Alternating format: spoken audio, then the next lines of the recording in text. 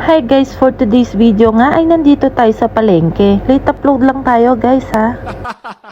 Ayun nga pala yung binan ko at si daddy namimili na ng karne. Bibili nga tayo ng baboy para sa sinigang, yung sipit-sipitan. After nga naming mamili ng karne guys, ayan sakto merong nagtitinda ng sorbetes. Sakto nga guys at super init ng panahon. Bumili nga kami ng tig isa-isa guys for only 10 pesos each. After nga namin dito sa palengke guys, lumipat na kami sa supermarket para mag-grocery. Dito nga tayo nagpunta guys dito sa Big Save. Kumuha nga din si Matia ng kanyang cart guys kasi gusto niya yung may tinutulak. Ayan nga sila guys, bumibili na sila ng coffee kasi coffee is life. Ayan nga yung mga napili nilang kape guys, iba-iba pa nga kasi ako gusto ko yung kopi ko blanca. Si daddy naman guys gusto niya yung brown coffee. After nga namin sa mga kape guys, ayan bumili na kami ng mga pampadighay.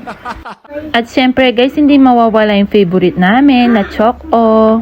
Lalong-lalo na yung tubig ng dalawa. Dahil nga mainit ang panahon guys, ayan nauhaw na yung biyanan ko kaya kumuha na siya ng tubig sa ref. Bumili nga din ako ng candy yung sumasabog sa bibig. Binili ko nga din yung mga bata nito guys, yung may kutsara. Nung nakakita nga ng bola si Matia guys, ayan iniwan niya yung cart. After naman sa mga bola guys, ayan maghahanap daw si Matia ng Chucky. Isa din sa mga favorite drinks nila. At syempre guys, favorite din namin ni daddy. Ayan nga guys, nakahanap na kami ng Chucky. Kumuha na nga din pala ako ng aking conditioner guys. Tapos ano na nga yung mga na-add to cart ko guys. Ayan meron na ding Dutch milk na favorite din nila. Cheese whiz at saka ng cupcake. Meron na ding sabon. Dahil may cheese whiz guys, ayan mag-a-add din tayo ng tinapay. Dahil may cheese whiz na guys, hindi pwedeng mawala ang ladies choice. Bumili nga din kami ng zesto guys at ibang mga dilata. Yung mga iba nga guys, hindi ko na nakuhanan. Humanap nga muna kami ng pwesto ni Matia guys kasi gusto na niyang kumain.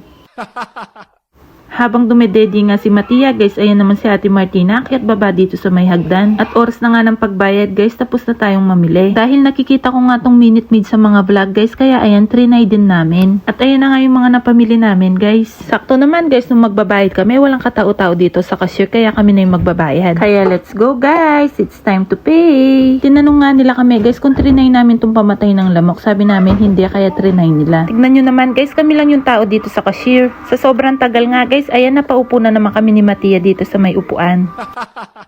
Kung nainip naman si Matia guys, ayan pinagtripan niya yung mga basket.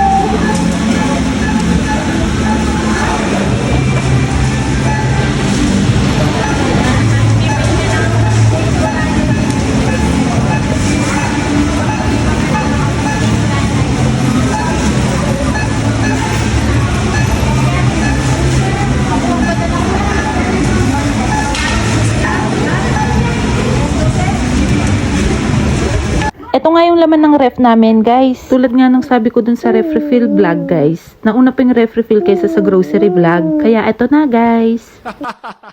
Kinuha ko nga lang pala tong picture na to dun sa ref refill vlog guys. Thank you guys for watching.